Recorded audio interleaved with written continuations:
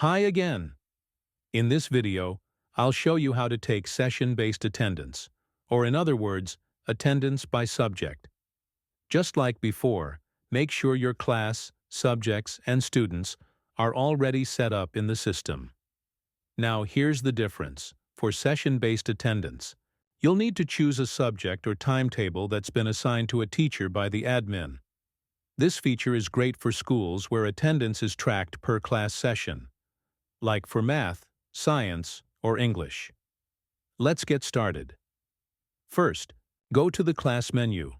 Select the class where you want to take attendance. Then tap the Take Attendance button. This time, choose Session Attendance.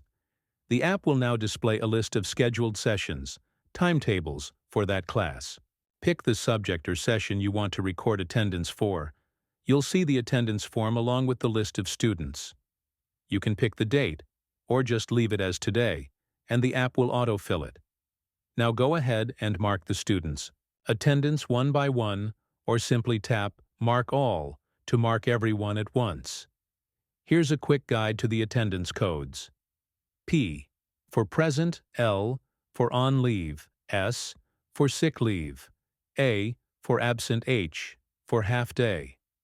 Once everything is filled in, tap Save to store the attendance record.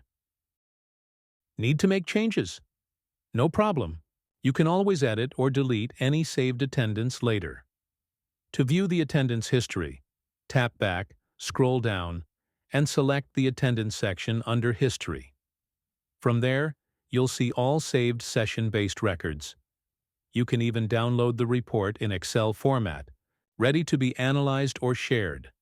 We've designed the report to be clean and easy to read, perfect for spotting patterns and understanding student attendance better. And that's how you take attendance by session. Simple, flexible, and powerful. Thanks for watching, and don't forget to check out our other tutorials to get the most out of the app. See you in the next one.